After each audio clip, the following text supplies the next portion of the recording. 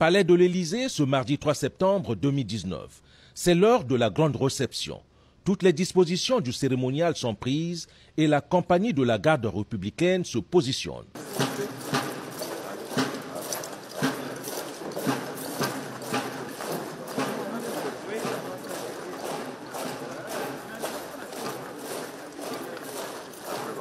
« 13h50, le président de la République, Denis Sassou Nguesso, arrive dans la cour de l'Élysée.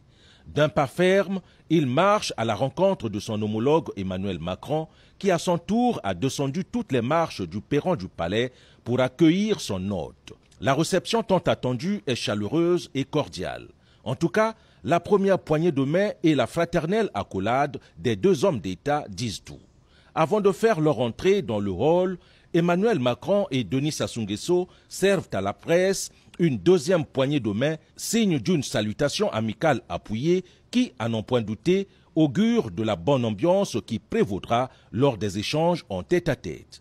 Au cours des discussions entre les deux parties, 3 accords de coopération ont été signés, notamment la lettre d'intention portant sur l'établissement d'un partenariat de long terme visant la réalisation du plan d'investissement de la stratégie nationale RED+, dans le cadre de l'initiative pour la forêt d'Afrique centrale, CAFI, le protocole de coopération dans le domaine de l'environnement et du climat, enfin le protocole de coopération dans le secteur de l'enseignement supérieur en République du Congo. Au terme des entretiens au palais de l'Élysée, le président français Emmanuel Macron a accompagné le chef de l'État congolais jusqu'au pas de la portière de son véhicule. Rien que cet acte du président Emmanuel Macron témoigne du climat de bonnes relations entre la France et le Congo.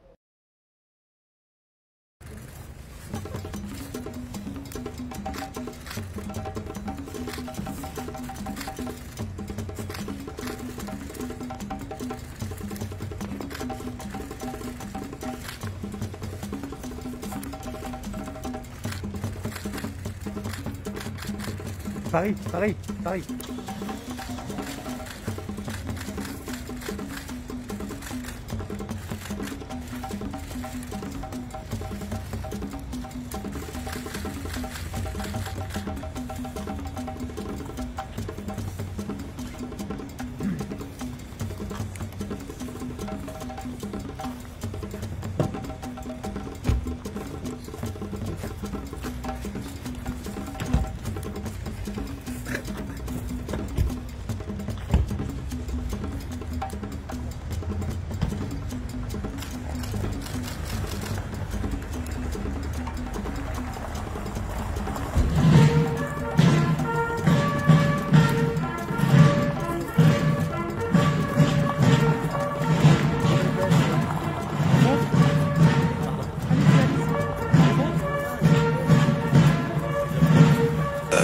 J'ai eu un entretien avec le président Macron. Nous avons évoqué évidemment les problèmes du Fonds mondial de lutte contre la tuberculose, le VIH. Mais on a abordé aussi quelques problèmes de coopération. Il m'a demandé comment s'est déroulé le grand débat. Je lui ai fait un compte rendu du déroulement du débat. Et puis on a fait un tour d'horizon de la coopération entre les deux pays pour constater que cette coopération allait bien. Nous sommes engagés, nous avons contribué pour au moins 3 milliards pour le programme qui vient. Et le Cameroun est un des pays qui bénéficie de l'argent du Fonds mondial pour la lutte contre le sida, le palu et la tuberculose. C'est une organisation que nous soutenons beaucoup. Le président de la conférence a décidé de bloquer les gens. Je ne dis pas que nous sommes des otages, mais on les presse. On va y arriver, je crois. Est-ce que vous êtes inquiet de l'évolution du paludisme ces dernières semaines, ces derniers mois sur le terrain, notamment dans votre pays? Chez nous, ça évolue, ça a baissé, mais avec la poussée démographique, évidemment, il faut toujours s'adapter. Nous sommes décidés à combattre cette pandémie. Il ne faut pas se décourager. Monsieur Biya, hier on a pu parler à des jeunes qui sont venus justement du Cameroun, du Niger et d'autres pays africains, et eux nous expliquaient qu'il était temps que les présidents africains justement mettent eux aussi la main à la poche. Est-ce que vous allez annoncer une contribution plus importante aussi? J'ai annoncé une contribution. Pour nous, c'est 3 milliards de francs CFA, c'est pas rien, c'est une bonne contribution. Et on va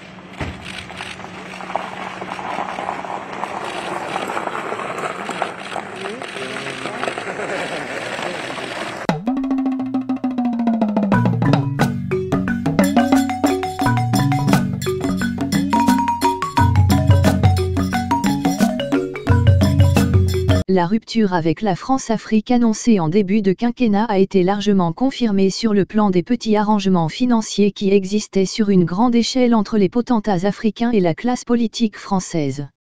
Reste que la politique africaine d'Emmanuel Macron a été marquée par de très nombreuses maladresses diplomatiques qui traduisent une inculture de l'Afrique, voire une grande désinvolture du chef d'État français. À l'heure du bilan, on aura compris que les quelques mois passés en 2002 à Abuja, au Nigeria, comme stagiaire de l'ENA n'auront pas suffi au président français Emmanuel Macron pour comprendre les subtilités, voire les ambiguïtés, des relations de l'ancienne puissance coloniale avec l'Afrique.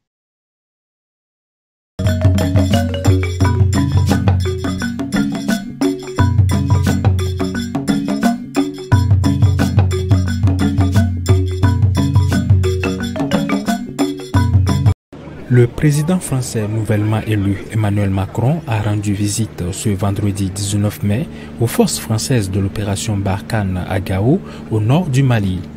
Il a été accueilli par son homologue malien Ibrahim Boubacar Keïta à la base militaire de Gao. Le président français a, au cours d'un point de presse conjoint, réaffirmé l'engagement de la France au Mali. Je suis très heureux d'être ici avec vous à Gao aujourd'hui. Ce déplacement, il est la conséquence directe d'un engagement que j'avais pris durant la campagne présidentielle, celle d'aller, dès après mon élection, aux côtés des forces françaises déployées sur le terrain et engagées dans la lutte contre le terrorisme. Pour sa première visite en Afrique, Macron fraîchement élu avait choisi de rendre visite en mai 2017 aux troupes françaises déployées au Mali dans le cadre de l'opération Barkhane. Ce sera le premier couac de ses relations de président français avec l'Afrique. Plutôt que de passer par Bamako rendre la courtoisie à son homologue malien, à l'époque Ibrahim Boubacar Keïta, dit Ibeka, et poursuivre avec lui le voyage à Gao, le jeune président français choisit de se rendre directement de Paris dans la grande ville du Nord Mali. Ce qui obligea le président malien, son aîné de 30 ans, à se déplacer à Gao pour l'accueillir. Sur un continent où l'âge précède la fonction, le geste a été pris pour un affront fait à Ibeka, aujourd'hui décédé, un homme politique particulièrement courtois et convivial qui méritait mieux.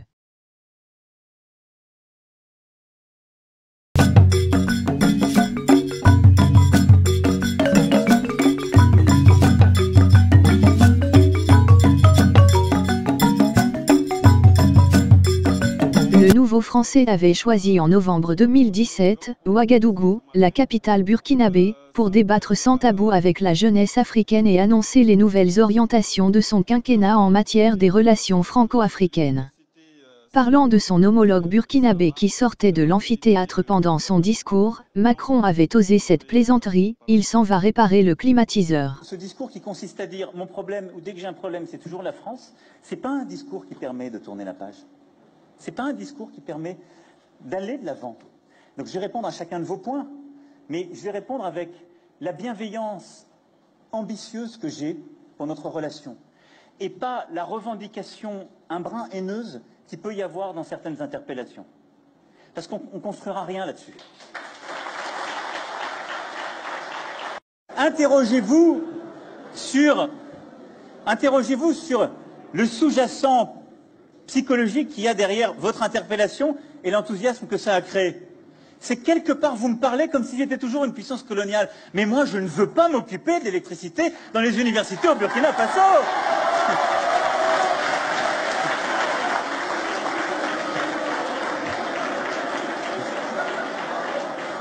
C'est le travail du président.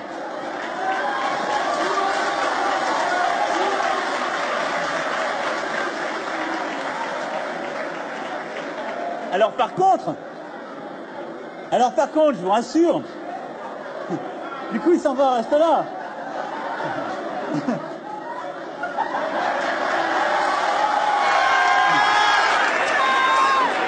Du coup il est parti réparer la climatisation. Dans un pays où l'image du chef est sacrée, la blague n'est pas passée dans l'opinion. Elle avait même provoqué un certain embarras dans l'entourage du président Roch-Marc Christian Kaboré. D'autres couacs traduisant certaines incultures de l'Afrique vont traverser de bout en bout le quinquennat. Ce fut le cas lorsqu'en février 2020, répondant à un activiste camerounais qui l'interpellait sur la situation dans le Cameroun anglophone en proie à la guerre, Macron promet publiquement de téléphoner à son homologue camerounais Paul Biya, son aîné de 40 ans, pour lui demander des comptes. Je vais appeler, s'est-il engagé, la semaine prochaine le président Biya, et on mettra le maximum de pression pour que cette situation cesse. Je suis totalement au courant et totalement impliqué sur les violences qui se passent au Cameroun et qui sont intolérables. La sortie a été très peu appréciée au Cameroun, bien au-delà des seuls fidèles du président camerounais. Des manifestations de protestation contre des propos irrévérencieux et une arrogance coloniale avaient été organisées devant l'ambassade de France à Yaoundé. Autre président africain, autre sortie hasardeuse, évoquant la décision de l'Ivoirien Alassane Ouattara d'avoir briqué un troisième mandat, après la mort d'Amadou Gon Coulibaly, Macron a confié à Antoine Glaser et Pascal Hérault, auteurs du livre Le piège africain de Macron, ça a été une déception. Je lui ai dit. En même temps, quand je regarde les choses avec recul, on a travaillé pendant 2 ans pour qu'il y ait cette alternance. À Abidjan, le pouvoir a peu goûté cette prise de position publique à l'endroit d'Alassane Ouattara, qui avait pourtant revendiqué sans ambages son amitié avec le président français.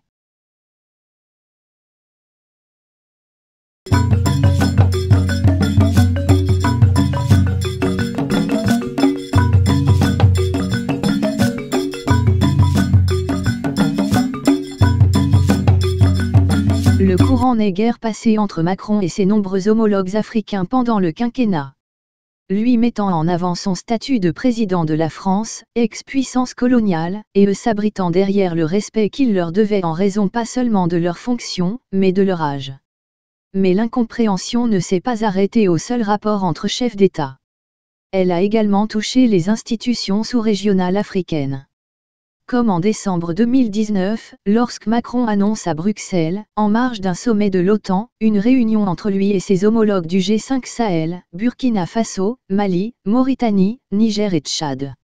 Aucun d'entre eux n'avait été mis dans la confidence avant cette déclaration publique vécue comme une convocation dans les capitales sahéliennes.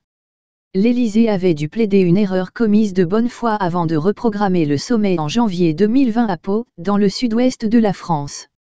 Le président français avait également fait une sortie tout aussi hasardeuse diplomatiquement après le coup d'État dans le coup d'État de mai 2021 au Mali.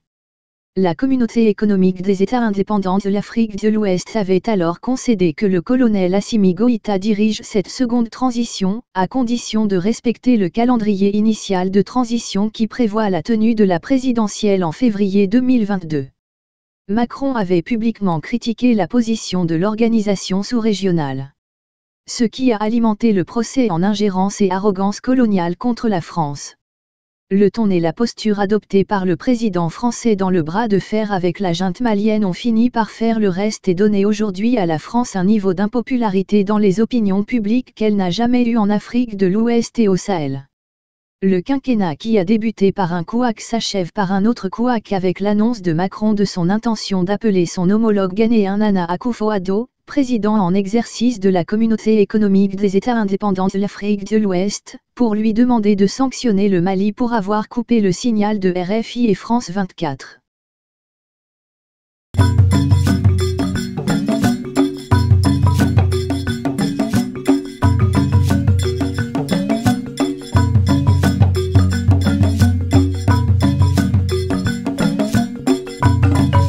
En Afrique, l'échec total d'Emmanuel Macron qui a supprimé le ministère de la Coopération et en même temps voulu relancer la France-Afrique à partir du ministère des Affaires étrangères et de l'Élysée. En Libye comme en Syrie ou au Liban et même en Algérie, les relations se sont distendues. Alors que Paris comptait sur une montée en puissance de la force européenne de lutte antiterroriste Takuba pour compenser le départ des soldats de l'opération Barkhane au Mali, elle a dû faire face à un interventionnisme très important d'autres puissances comme la Chine, la Turquie ou la Russie qui contestent en Afrique francophone son implantation issue de la colonisation. À cela il faut ajouter la guerre d'influence dans les zones anglophones et francophones de l'Afrique et celle des organisations religieuses de toutes obédiences. Les dirigeants africains n'ont pas apprécié le ton condescendant et la manière peu diplomatique avec laquelle le chef de l'État français les a traités, allant même jusqu'à organiser en France une réunion avec les jeunes Africains sélectionnés par ses services. Les coups d'État se sont succédés au Mali, puis au Burkina Faso où Emmanuel Macron avait effectué une visite et tenu un discours teinté de paternalisme. Des manifestations anti-françaises, alimentées par la multiplication de fake news diffusées par les chaînes pro-russes sur les réseaux sociaux. Alors que le climat était déjà délétère depuis plusieurs mois entre Paris et Bamako, la tension est montée d'un cran entre les deux pays avec l'expulsion, lundi 31 janvier 2022 par la junte militaire au pouvoir, de l'ambassadeur de France au Mali. En façade, Paris temporise et prend note. Mais les obstructions de la junte, qui surfe sur un sentiment anti-français croissant dans la région, pourraient finir par poser la question d'un retrait français, alors que Paris est engagé militairement au Mali depuis 2013, au prix de 48 morts, 53 au Sahel, et de milliards d'euros.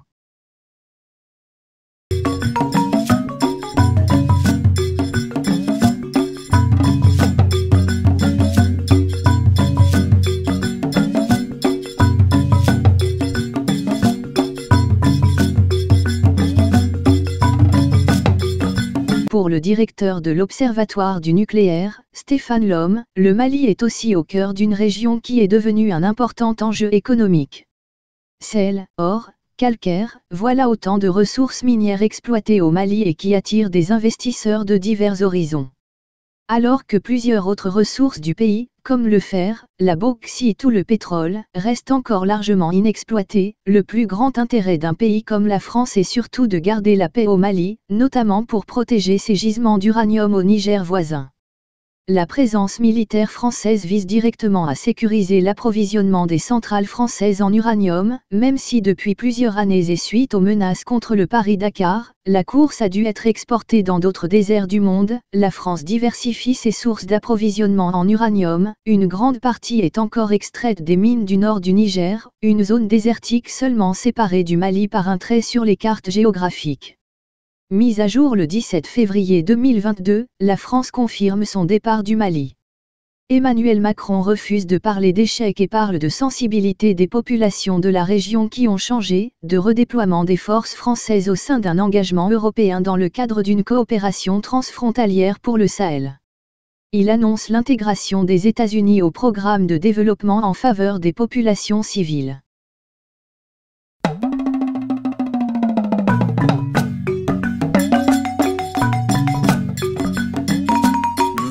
Sur une évidence. Nous ne pouvons pas rester engagés militairement aux côtés d'autorités de fait dont nous ne partageons ni la stratégie ni les objectifs cachés. C'est la situation à laquelle nous sommes confrontés aujourd'hui au Mali. La lutte contre le terrorisme ne peut pas tout justifier. Elle ne doit pas, sous prétexte d'être une priorité absolue, se transformer en exercice de conservation indéfinie du pouvoir. Elle ne peut pas non plus justifier une escalade de la violence par le recours à des mercenaires dont les exactions sont documentées en République centrafricaine et dont l'exercice de la force n'est encadré par aucune règle ni par aucune convention. Dans ces conditions, la France et ses partenaires engagés dans des missions de lutte contre le terrorisme, à savoir les États participants à la Task Force Takuba, ont pris la décision de retirer leur présence militaire au Mali. Ce retrait se traduira par la fermeture des emprises de Gossi, de Ménaka et de Gao. Il sera effectué de manière ordonnée avec les forces armées maliennes et avec la mission des Nations Unies au Mali. Durant cette période, nous maintiendrons nos missions de soutien au profit de la MINUSMA. D'actualité, il s'agira d'être présent en appui, en soutien avec les forces africaines pour d'abord les former et ensuite les impliquer dans la lutte antiterroriste. Ensuite, le président de la République a récusé l'échec de la force Barkhane, ou en tout cas l'échec de la présence française au Mali, en disant que d'abord ça a permis de stopper cette avancée djihadiste avec l'instauration de l'opération Serval, des djihadistes qui marchaient vers la ville Bamako.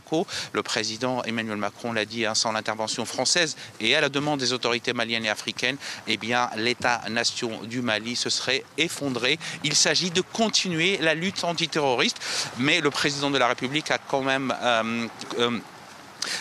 dit que, en fait, en réalité, ce retrait allait poser deux problèmes. D'abord, le problème sécuritaire et logistique des armées françaises et européennes. Et puis, pendant que les armées françaises de Barkhane se retirent, eh bien, la lutte antiterroriste sur place ne sera pas assurée. Il a dit que cela était de la faute de la junte au pouvoir au Mali, qui a décidé de ne plus avoir de priorité. En tout cas, sa priorité dans la lutte antiterroriste n'est pas évidente d'après le président de la République. Veuillez vous abonner à votre chaîne YouTube Zoom et Focus pour être le premier à recevoir nos nouvelles vidéos. Merci.